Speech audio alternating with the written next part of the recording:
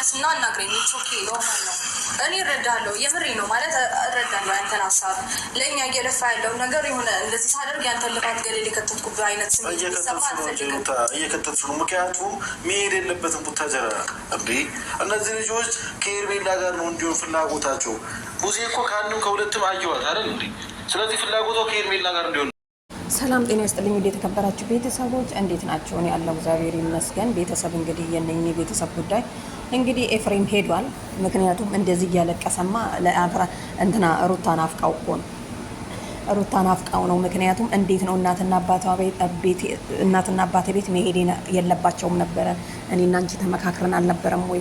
ለምንድን ነው የፈቀድሽላቸው ምናምን ብሎ እንግዲህ ያው እንዳያችሁት እንባው ጠብ እስከምትል ድረስ ቁጭ ብሎ አልቅሷል ማለት ነው።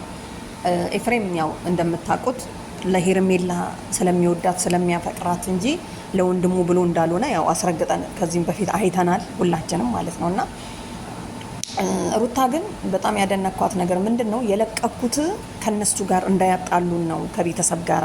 ከዚህ በፊት ማጣልተውናል ሩታ ነች ሰበቧ ብላ ያው እሷ እንዳለችው እኔ ደግሞ ሲገባኝ ሩታ ነች ሰበብ የሆነችው ብለው ከቤተሰብ ጋር ያጣሉኛል ብዬ ነው የለቀኩት። ይሂድና ይታይ ነው ያለችው እንግዲህ ብላን የለቀቀችው። እና ኤፍሬም ግን እነ ቡዜ ከሷ ጋር ከአንቺ ጋር እንዲሆኑ አይፈልጉም። እነሱ የሚፈልጉት ከሄርሜላ ጋር ነው። አብርሽ መሄድ አልነበረበትም። እንዴት ያን ሁሉ ነገር አውርተን እንዴት ነው የምትለቂው ብሎ እንግዲህ ያው ጓ እያለ ነው እንደምትሰሙ። እንግዲህ አንተም ትክክል አይደለህም፣ ምክንያቱም ተናግረሃል። አንተኛው ደግሞ ማለት ነው ምን አስበህ ነው? ለኤፍሬም መደገፍህ ነው? ለሩታ መደገፍህ ነው? ሄርሜላ መጣል ነው? ኖ ሄርሜላ መቼም ብትሆን ኤፍሬም ከኤርሜላ ስር አይጠፋም። ምክንያቱም ትክክለኛ ጤነኛ ሆኖ የወሰነው ውሳኔ ነበረ ከሄርሜላ ጋር ለመሆን ማለት ነው አንደኛው። ሌላው ደግሞ ኤፍሬም አሁን ለምን ለቀቅሽው? ለምን አብርሽ ሄደ?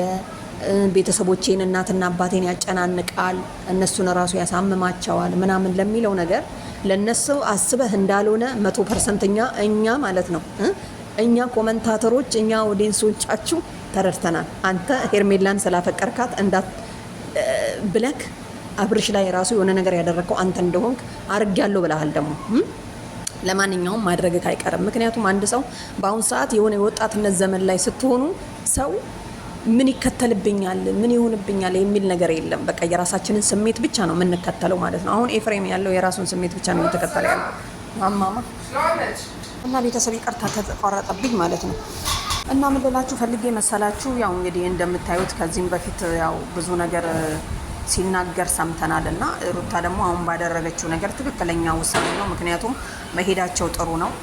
ባሄዱ ኖሮ እሷ ነች እንደዚህ ያደረገችው ይሉኛል ብለሽ ማሰብሽ ራሱ ማለት ነው። ከዚህ በፊት እንግዲህ 5 ቀን ሄርሜላ ጋር እችን ነው በቃ ሰበብ የሚያደርገው ኤፍሬም። 5 ቀን ብለዋል። 5 ቀን ተቀብጦ ጤናው አልተመለሰም። ሐኪም ቤት ሄዶ አልተመለሰም። ጸበል ሄዷል አልተመለሰም። ቤተሰብ ጋር ሄደው እናትና አባቴ ሊያጨናንቁ ነው ብለዋል። እንግዲህ ማለት ያው ሄርሜላ እኮ ሄዳለች፣ አልሰማችሁም እንዴ? እና ለማንኛውም ቤተሰብ መሄዱ ጥሩ ነው። እናትና አባት ምን እንደሚወስኑ ምክንያቱም እናትና አባት ሐኪም ቤት ራሱ ባይወስዱት አብርሽን እንደዚህ አይተው ምንድን ነው የታመመው? በሽታው ምንድን ነው? ከሄርሜላ ነው ከሩታ ነው የሚሉት። መቼም ልጃቸውን ኤፍሬም እንዲያደረገ አይሉ። ማንም ሰው የራሱን ልጅ አውጥቶ አያሰጣም። ይሄ የታወቀ ነው አይደል? ለማንኛውም ቤተሰብ የዛሬው ቪዲዮ እንግዲህ እነሱ ሩታንና ኤፍሬምን የተመለከተ ነው። ምክንያቱም ኤፍሬም ነው እሾኩ፣ እናንተ አልገባችሁም እንጂ ማለት ነው። እና ኤፍሬም እኔ በጣም ነው የጠመድኩት። ለምን ወንድሙ ላይ እንዴት ለሴት ብሎ እንደዚህ ያደርጋል ብዬ ማለት ነው። ዛሬ ላይ ተሰማው እንጂ እኮ አብርሽ የሆነ ነገር ቢሆን እኮ መቆጨቱ አይቀርም። ምክንያቱም ሄርሜላንም እንደማያገኛት 100% ስለማምን ማለት ነው። ምክንያቱም የወንድም ሚስት የሆነችውን ልጅ ቀለበት ያደረገላትን ልጅ የፈለገ ነገር ግንኙነት እንኳን ባይኖራቸው ኤፍሬም የአብርሽ ወንድም ስለሆነ ሄርሜላን ጉርጓድ ውስጥ እቀበራለሁ ዛሬ ልሞት ነው አምጡልኝ ቢል ራሱ ማንም አይሰጠውም። መሆንም የሌለበት ነገር ስለሆነ ተስፋ አንቆረጥ ለማለት ያክል ነው። እና አብርሽ ለሩታ አዝኖ ሳይሆን ሄርሜላ ናፍቃው ነው። ሄርሜላ በአብርሽ ሰበብ አይደለም የሚገናኙት። ስለዚህ አሁን ደግሞ ስላልተገናኙ ሄርሜላ ናፍቃው ነው። ሩታ ያው እንዳላችሁት ነው። ቡዜና ዴቭ ደግሞ ተመችቷቸዋል። አሁን ያሉት ተሳክቶላቸዋል። ምክንያቱም ከሄርሜላ ጋር ማገናኘት ነው ምናምን ለምትሉት ነገር ይሄማ ትክክለኛ እኮ ነው። ዴቭ በመሀል ነው እንዳይነቃበት በዛም ይላል እንጂ ከሄርሜላ ጋር ያለ ነው የሚመስለው ማለት ነው። እና ቤተሰብ ለማንኛውም የዛሬዎችን ርዕሳችን ኤፍሬም ላይ ያተኮረ ነው የሚሆነው እና በቃ ሄርሜላዬ እንግዲህ ያው አደራ በደንብ አድርገሽ ተንከባከቢው። እንደሄድሽ ሰምተናል።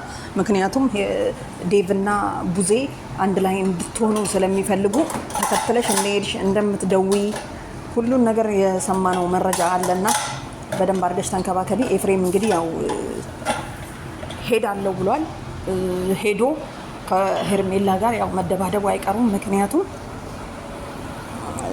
ፍቅሩን የሚገልጸው እንደዛ ካልሆነ አያገኛትም፣ በተግባር አያገኛትም። በነገር እንዲያረግሽ ሄርሜላ ነች፣ እነሱ ከሄርሜላ ጋር እንዲሆኑ ነው፣ እናትና አባቴ ልታሳምም ነው ምናምን ብሎ እችን አጨፋፍሮ ምናምን ነገር ነው የሚያገኘው ማለት ነው። ስለዚህ ምን ለማለት ፈልጌ መሰላችሁ ቤተሰብ፣ ለማንኛውም ይመቸው ኤፍሬም። የወንድሙን ሚስት አፈቀርኩኝ ብሎ በሰው ፊት በሰው አደባባይ ላይ ልሳመሽ ካለ በኋላ በቃ ኤፍሬም ገና ጎረምሳ ነች፣ ብዙ ነገር ይቀራታል፣ አልጠነከረችም የሚያስብል ነገር ነው ማለት ነው። ለማንኛውም ቤተሰብ ላይክ እያደረጋችሁ ምናምን ነገር አዲስ መረጃ ሲመጣ እንግዲህ ይዘን እንመጣለን። ባይ